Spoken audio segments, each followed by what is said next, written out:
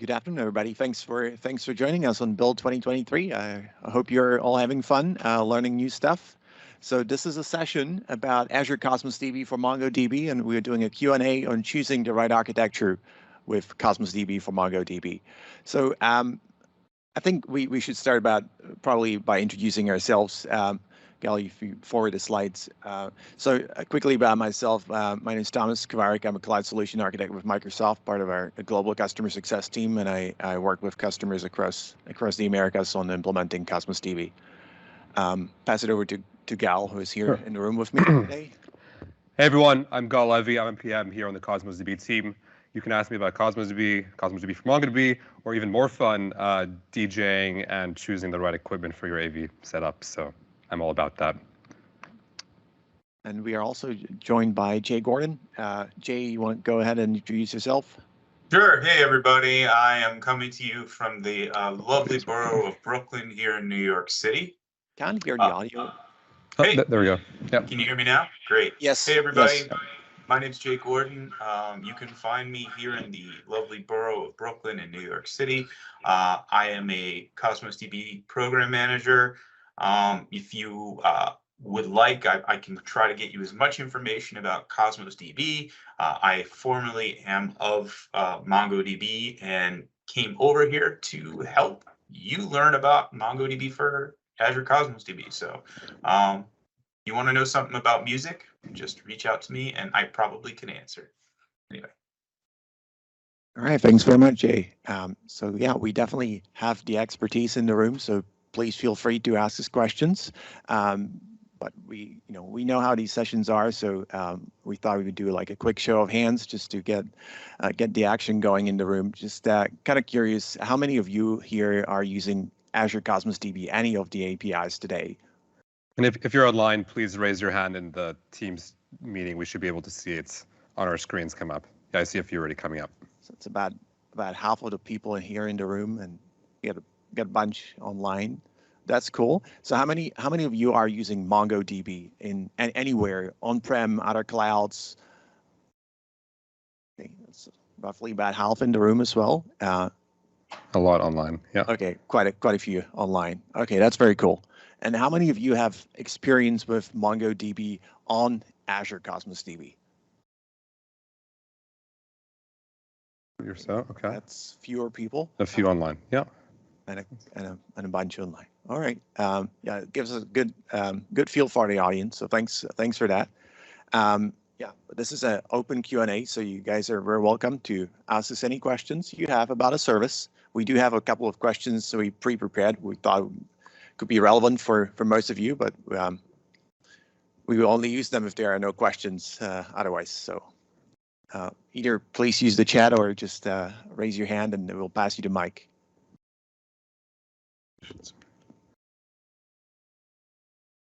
Right, anyone here in the room? We're also looking at the Teams chat as well, but I'll start here. Anyone have a question? Hey, Gahl, we have a question. Anyone who has a question in the room will get a free coaster and a sticker, and then a free drink I'll buy you a drink and the free drinks downstairs with that coaster. Okay, Gahl, we have a question online. A question online. Great. Okay. Address this one over here. Why? Okay. So the question is around using Cosmos DB instead of MongoDB Atlas. Like, what's the point? And that's a very fair question. So we have some slides. Like, I can actually show a slide around this. Some of the differences. So one thing people might not realize is that Azure Cosmos DB for MongoDB does not run any MongoDB code whatsoever, 0%. It's all built on Azure Cosmos DB. The API is just a translation layer, taking your MongoDB queries and translating them to Cosmos DB. So the real question there is, why should I use Cosmos DB in general? Some of the reasons, the most basic one, it's a native Azure service, so you get first-party integrations, which is always nice. You don't have to build them, you don't have to support them yourself. But secondly, this kind of goes into the two architectures as well. We can talk first about the request unit architecture. There's benefits to using Azure Cosmos DB. It's a multi-tenant service that's cloud native, that's actually using a giant pool of resources that get assigned to you instantaneously. So it's not a service with VMs where you provision VMs and wait for them to spin up, unless you're using the vCore architecture, of course. So what that means is if your users need more power, more database power, it's instantaneous because it's just getting resources from the cloud for you, which we can do because we have a giant pool of resources we assign to people. That's a big benefit. Some other benefits are integrations such as with Synapse Link. You can push all your data to Synapse automatically, no ETL, it's just a checkbox. Integrations with many other Azure services. Those are some, but I don't want to spend the whole time talking about that. Let's see if there's a follow-up to that. Native to Azure, not using integration. Yes, okay. One last thing I should also point is the SLA as well, because that's important to mission critical applications. So when you're using the, it keeps moving, I don't know why. When you're using the request unit architecture, you get 5 nines availability, meaning that because we're able to spread multiple writable primaries across the cloud, we can get you a higher SLA, and that's because it's just built on Cosmos DB. It's not MongoDB at all. So it's a different database, but there's benefits, pros and cons to using each. Any other questions I can start with? Yeah, we get. Yeah. Get the mic so they can hear too.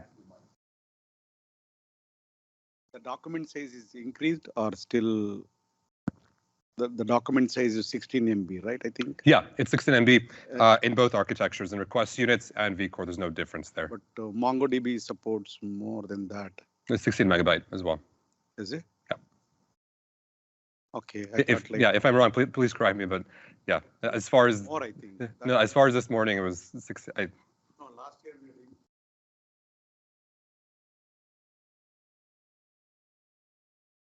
No, so I think that might be some confusion around that. So if we talk about the request unit architecture, for many, many years, the maximum it could support was 2 megabytes. And as of last Ignite, so October, we raised that limit from 2 megabytes to 16 megabytes, but only for the Mongo API.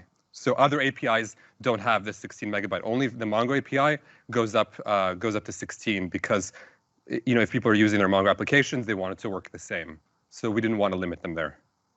So that might be the reason why you see some differences. And perhaps just to add to that, like just because we raised the limit to 16 megabytes, the thinking there was to allow, like, say, easier migrations, or if you're coming from elsewhere, you already have an existing Mongo application where you have some large documents, then with the higher limit, you can more easily port them to Azure Cosmos DB than with the existing, the previous 2 megabyte limit. But that said, if you're building a new application, we actually do not recommend that you create documents that would be, I don't know, as a rule of thumb, more than a couple hundred kilobytes really at the upper end. So, just because the limit is so high doesn't mean you should use it. And if you do, then the queries and the operations you perform with such large documents will be very expensive in terms of those RUs. So. Yeah, and this applies to all databases as well, including MongoDB. It's an anti-pattern to have large documents, and I want to just make it very clear. I do not suggest you build applications with large documents, but if you must and it's time sensitive or you really have to, it'll work. Just don't make it a common practice. Yeah.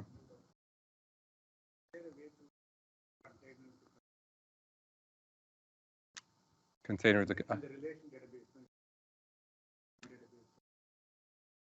Yeah, it's like the question was around joins. So lookup operations do that. It's just a different syntax. And yeah.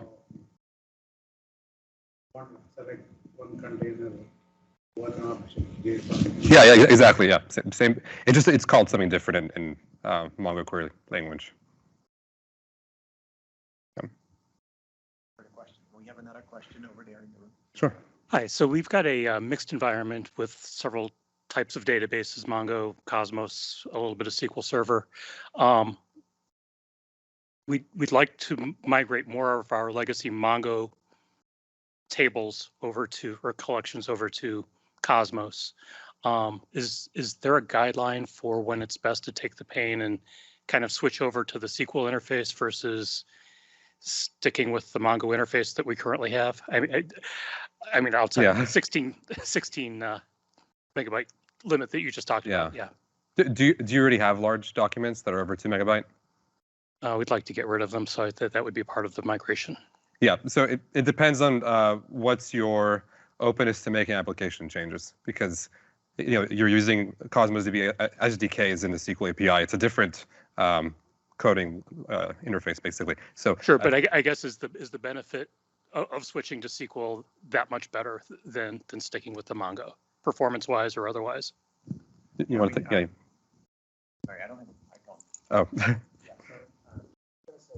On the performance side of things, you might actually get a small benefit if you adopt the NoSQL API, just due to the fact that it's proprietary. It's not open source based like the Mongo one. So with Mongo, you would connect using the open source connectors. So these are open source. These are not proprietary. Versus if you use the NoSQL API, we are both in control of the client SDK as well as the server side of things. So we can optimize things, the communication between the two sides a little better. And you can also leverage a direct connectivity mode. So there is one less network hop. So if you're really latency sensitive and you're building some large scale solution that requires very low latency, maybe look more into the NoSQL API. But otherwise, there's quite a good, close parity between the two. So I support both. So I'm slightly biased towards Mongo, but no. All right. Thanks for the question. I guess one small follow-up. Yeah, go ahead. Right forum for it, but, is there any plan to offer a managed Mongo service on Azure? Oh, like a managed like a managed MongoDB service. Right outside of Cosmos. I guess that's probably not the Yeah, I mean, there's Atlas. That's one thing. It's not an Azure managed service. I would look more into like the licensing terms for MongoDB. I think as of 2019, 2018, they implemented a licensing restriction that prevents any company from running that product as a service. So it's not even legal to do so. That's good. It's good to know the reason why. Yeah. Thank you. Yeah. Let me see if we have any question online. Yeah. There was a question online, essentially whether Cosmos DB is a good fit for only small projects or also projects with high demand. It's fine translating what people are saying online.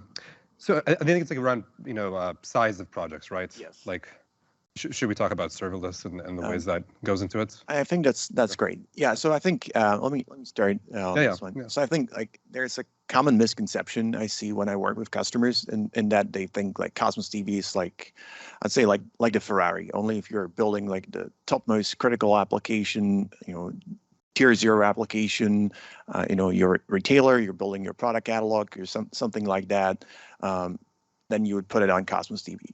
Well, maybe it used to be true in the past, but now we're really trying to fit both sides of the spectrum in the sense of like literally the smallest of applications as well as the most demanding of workloads. So we've always been on the right hand side for the demanding applications. Now we are doing a lot of investments around elasticity of the service to make it work for the middle side of the spectrum. And on the left hand side, so the small applications, we've I think it was around maybe like a year to 2 years ago, we introduced a serverless mode, which is a brand new like deployment form of Cosmos DB. If you're familiar with other serverless options in Azure, like functions or something like that, it's really a pay-per-use type of model. So if you're not running any queries, you're not paying anything for the compute. You're only paying for the storage. That's I guess to be expected. So it's really actually really good for like your small little personal application. If you were to build maybe a blog or something like that, you don't want to grab other database from Azure, which has some small entry points, say $10-20 a month. If you grab SQL or something like that, you probably really want to put the way down to zero. If you are not making any requests, or if you're making a few requests, then it's just a couple of cents per month for that. So Gahl, you want to add anything to this? I think this is actually a good segue into something I want to talk about, which is the two architectures, including the new the vCore architecture we recently introduced. So the serverless part, it's called a capacity model. I think it's one way of running the request unit architecture, and that applies across all APIs. So you have serverless, you have autoscale, and you have provision throughputs. vCore is similar to what you might be used to if you're running a database locally on-prem or in IaaS. you're paying for instances and for disks. So we recently introduced this vCore option because it just maps one-to-one more from what people are used to and allows people to leverage that for new apps or for migrations in a much easier way. So now you have the choice of which one you want to use. Serverless is an option that's only available right now in request units. So that's one thing to consider. Let me actually touch on one thing around there was a question around MongoDB features around features from different server versions. So right now in vCore we support 5.0 and in request unit I think it goes up to 4.2. There's definitely plans to do more in the future since these are both options we want to give developers to choose. So feel free to give us feedback in terms of that as well, in terms of features that are important to you. Let me see if I hit all of the questions here. I'm going through like 5 of them. Yes, okay. Would this be a good time for me to talk about the differences between the architectures? Does anyone want to know about the differences between the architectures? Does that interest anyone here? All right, maybe let's just do one more quick show of hands. How many of you have tried to preview Mongo vCore we introduced about a couple of weeks ago? Have any one of you tried it so far? Everyone in the room. Wow. Okay. All right. Just for the people online, they can't see us, so they'll So, no, I can take this. So on the simplest terms, they're both Mongo endpoints. So you can use native Mongo tools like MongoDB, Mongo Export to get data between that. If you're talking about large scale, like many terabytes migration, like Databricks with Spark, that kind of thing would be a much better solution. And we can always help out with that. We have tools to leverage that. So feel free to reach out if that's kind of your scale. But in the end, on the simplest terms, these are just Mongo wire protocol endpoints. So they talk to all Mongo tools. I think just two points to add here. Like going forward, like in the future, we are evaluating the option of kind of introducing that one-click option you asked about, but that's we are evaluating that right now. So if it comes, then it's going to take a while. I think the more important question here is why would you want to consider or what would be a reason to consider moving from the RU, the existing one, or the established one, to the vCore one? And there may be a couple of options or a couple of scenarios when that would make sense. For example, if you're running heavy analytical queries on your existing RU model, these are not very well suited for the RU model, and you might be seeing high RU charges, and those obviously translate into a high cost. So that could be one example where you would you might consider moving over to the vCore model, which is, as Gahl mentioned, kind of a VM-based architecture. So it's better suited to handle the spikes in your workload. I'm sorry. I can say that. So it really depends on the workload, and that's why we're kind of introducing this, because we want to bring flexibility. So you can choose which workload you want to apply to each architecture based on that. So for example, if you have long-running aggregation pipelines and that's all you're doing, you might want to go with vCore because it's just more well-suited. It's not a multi-tenant service. You have access to the whole machine yourself. But if you have really spiky applications where you want to be able to run very, very low, and then at 9 a.m. or 10 a.m. spike up 10x, only RU can offer you that because it's just the architecture itself lends itself better to that.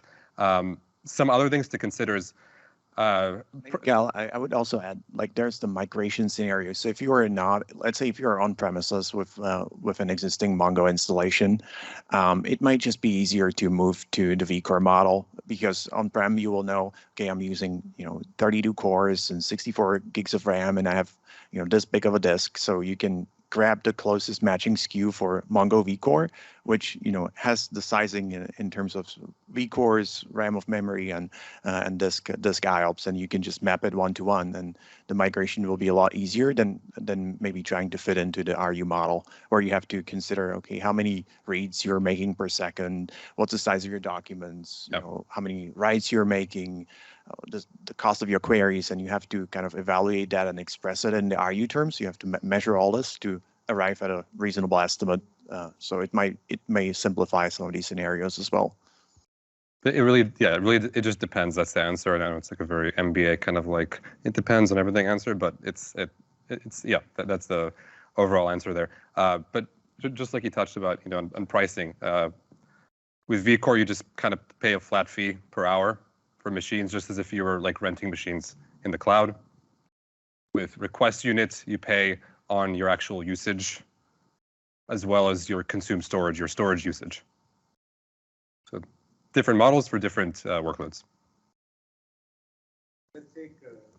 We should put a mic so that people can hear him online too. So I'm planning to use the only microservices for the container. The microservices means it got only thin layer, right? So if you want to use that kind of microservices use cases, so which one you recommend, vCore or RU? So if I hear right, the question is, you have microservices with two. Okay. Use cases microservice. Yep. Are you running in MongoDB right now? No. You're running in Cosmos DB right now. It's so, it's a fair question, but it's tough to say right now. Like, choose one without knowing like what kind of queries are you running. That's really the main question, because it all goes from that in the end. Are you running queries across? Are you fetching tons of document at once, or? Yeah, I think there's one other aspect that we should probably mention that's support around the multi-region rights. So if you're building, did he mention multi-region rights? I don't know if I want to go into. Yeah. So I mean that can be like a point for consideration. I mean both of these systems support it, but one supports it in reads and writes in primary and reads only in secondary. That's the vCore model. The existing RU model can support writes in any region. So it depends on, again, the microservices. And if you have a multi-region setup and you're performing writes across multiple regions, then you have to stick with the RU one. Yeah, I think it's better if we just take this offline and we talk afterwards. That way I can get into the detail I want in terms of the queries, because I don't want to. Yeah, that would be perfect. Yeah, let's talk take about it that right offline. afterwards. Let's take it after the session. Thank you. Okay. Let's see. So there's a question in the audience asking, for developers who have trouble partitioning or sharding their data, is vCore recommended? That's a good question. Yeah. Let me get started on that. So yes, I would say 100% recommended in that case, because vCore, you might know that on the RU model, you kind of need to partition very early on. You actually have to specify a partitioning key.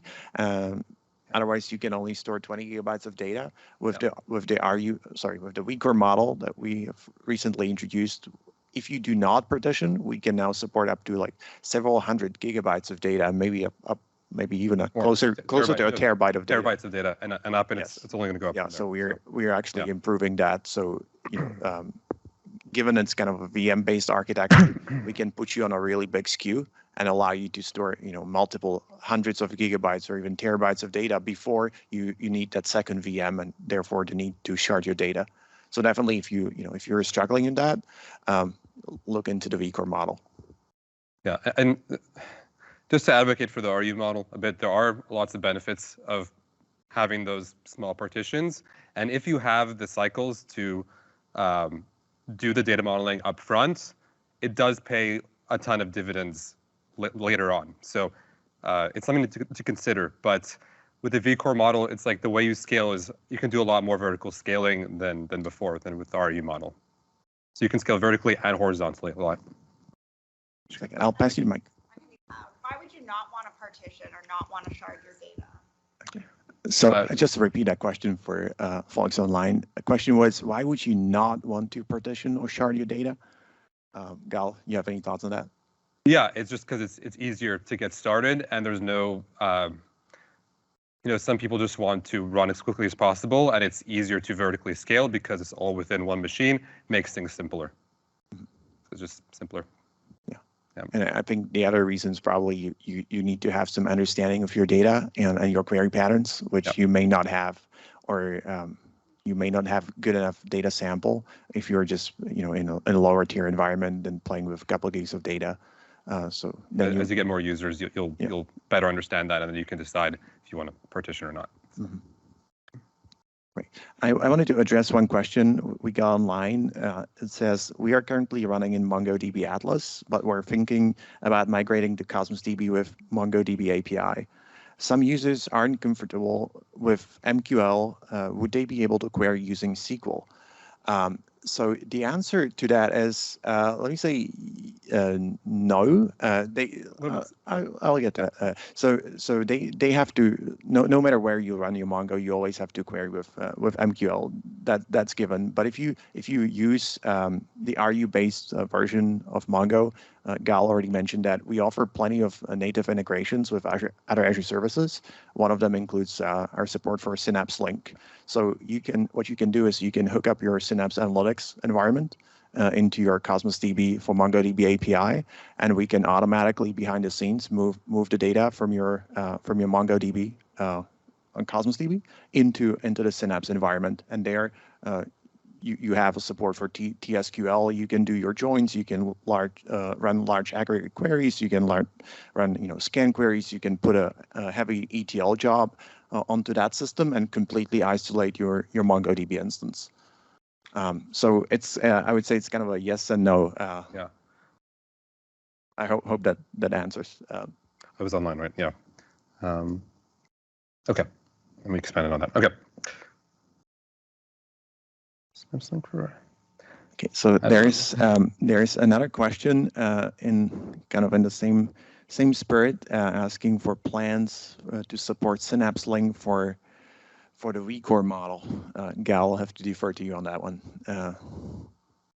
I mean, short answer is we are making integrations and we base them on user demand. So definitely,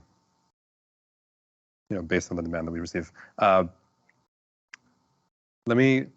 Someone say, okay, sorry, I thought I heard a question. Is there a question? Is there a question? No. Oh, okay. I saw a question come up online on vector indexing, so I just want to touch on that. Who here, with a show of hands, is aware of the vector indexing feature or what vector indexing is? Please raise your hand if you are. Someone? You have all Online. attended this morning's keynote sessions, right? You heard a lot about copilots and OpenAI over and over.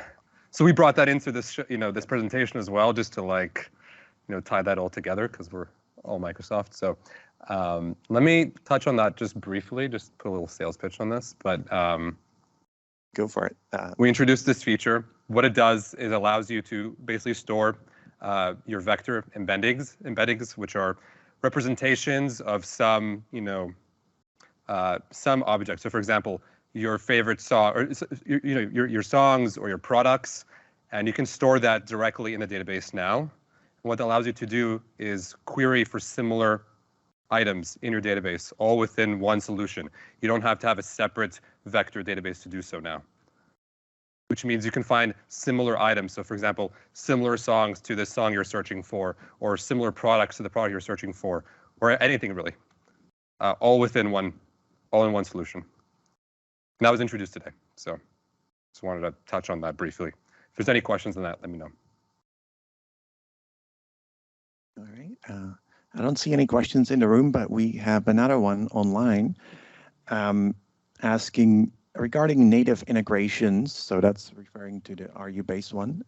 What approaches are common for groups using Power BI wanting to interact with Cosmos DB base data? And the user adds Power BI SQL centricity versus NoSQL impedance. So I think we have kind of covered that in the previous answers. Really, our approach here is to position Azure Synapse Analytics and the Synapse Link integration, which is both non-impactful, so it doesn't consume any of your RUs. It doesn't add any load on your NoSQL data stores. That's very important. You probably have some critical applications that are running off of that Cosmos DB for MongoDB account, so you wouldn't want to put any extra load there. In addition to that, the other approach, besides using that, you would have to orchestrate your own ETL job and periodically copy data out of that account into some data warehousing system, into a data lake, so you could do further analytics. or maybe build those Power BI dashboards. If you were to do that yourself, then there will be some introduced latency because probably those ETL jobs would run like once per hour, once per 2 hours, maybe once per day or something, versus the Synapse link runs 24/7. It has latency of about 30 seconds to 2 minutes, so it's very close to real time. So yeah, we try to position that a lot, and it's very simple to get set up. I mean, literally as easy as ticking a checkbox. All right, canned questions it is. Yeah, I think okay. there was. I'm so excited about that one. Sorry. Yeah, there's another one. I'm seeing. Yeah, that kind of goes back to the discussion around MongoDB Atlas versus Azure Cosmos DB for MongoDB. It's a question about egress. So yes, that's also true if you're if you're building between regions, yeah. If you're building a solution that spans multiple regions, then there's going to be egress charges between those two regions, versus if you use the native service, meaning Cosmos DB, then those charges are covered. So that might be another kind of point to consider when choosing. Between the regions, there's still charges across regions. Oh yeah, but they're bundled in the price for the RU model. I don't believe so, but I think for the RU model they are. Maybe for maybe I'm wrong, but as far as I know, between regions, when there's those infrastructure costs do go towards the user in the end. Because if you're moving data between two regions, we get charged for it, so users get charged for it.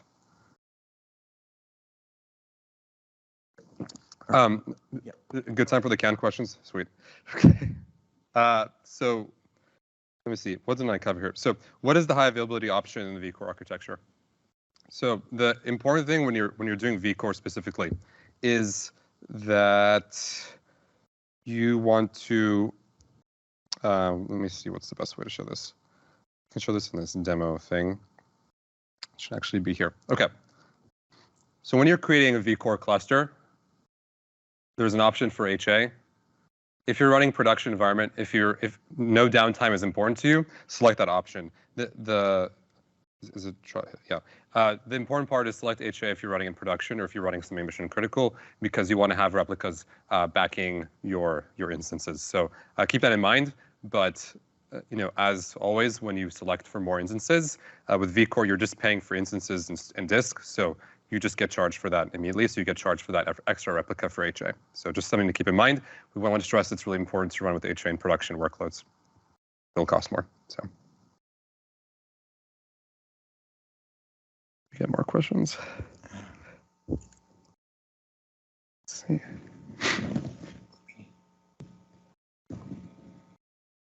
I'll use it.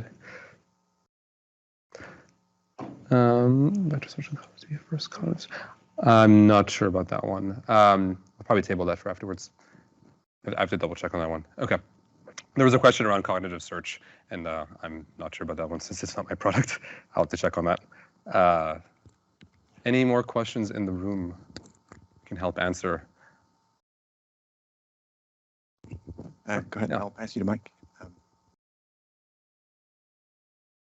Thank you.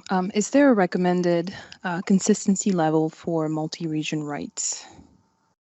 Consistency level for multi-region writes. The short answer is a session, I believe, right? That's the. I would say. You might know this better than yeah. Answer it if you can. So you'd have to tell us a little bit more about the application. Okay. We can talk afterwards later. if you want. The default is session, and that's the one you generally want to use. The thing is, if you use strong, I believe when you use strong, you're waiting for an ACK across all regions, right? So it's going to take a long time for the latency.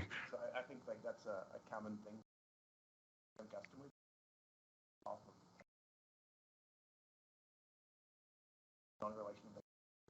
It's got the first ever relational database, and they go for this, and they kind of. They have this paradigm of using strong, or as it's called in the SQL world, like linearizability and serialization. So they kind of try to apply the same or choose the closest consistency level to that in Cosmos DB, and that's obviously strong. So and that then limits them in what they can do with the system. And as Gahl mentioned, if you're using multi-region, then you have to get the ACK from every region, from every quorum in every region. It introduces quite a lot of additional latency for your workload. So I think it's always good to evaluate and understand what are the trade-offs before you settle on one or the other. Thank you. Gahl, you take the next one. Sure. So how long ARIA supports high-level options compared to the regular Mongo? Sure. Okay. So we got a question around how the RU architecture supports HA, or like how HA works across many regions compared to MongoDB running in IaaS or something like that. The thing to remember with RU is it's in the end it's just a giant pool of resources located in each Azure region that we assign to your account. Meaning, for example, if you have multi-region write enabled, for the same piece of data, for the same document, you can write to that document across any regions.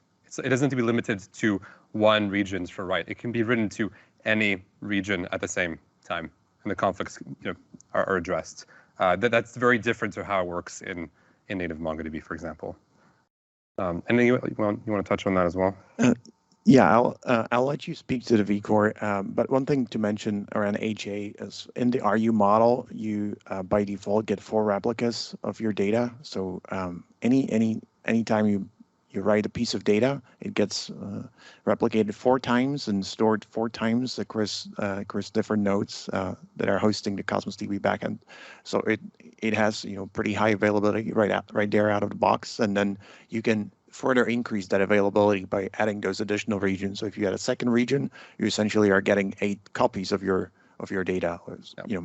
A much higher, well, I guess durability, but also more importantly, much higher uptime, and you're also getting better SLAs on the system. Yeah, and another thing to note is when you, even with one region, when you write to it, all writes are durable. So you don't have to worry about losing data when you write to a region, because you won't get an ACK back until it's durably written. If that makes sense. There's no configuration there that can be done. So. That's supported on open source Mongo, right? Yeah, it's a configuration. Like I'm comparing that it's not even possible to make that like a write conservative one. I think that's actually a really good call out here, because if you were, let's say, if you were to install your open source Mongo or something, you can, as Gahl mentioned, you can use the write concerns and say, I want to run write to 1 out of my 4 replicas and acknowledge that as a successful write. We don't allow that in Cosmos DB for MongoDB. So by default, without any possibility to change it, we force you to write into 3 replicas, and then only then we acknowledge those writes as successful. So, but we kind of by default provide much higher availability right there out of the box. Yeah.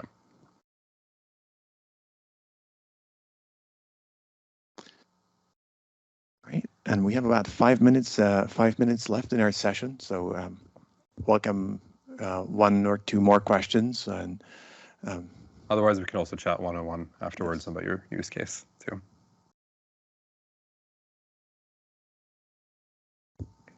Any more questions online? There's someone we want to chat with online afterwards. Okay.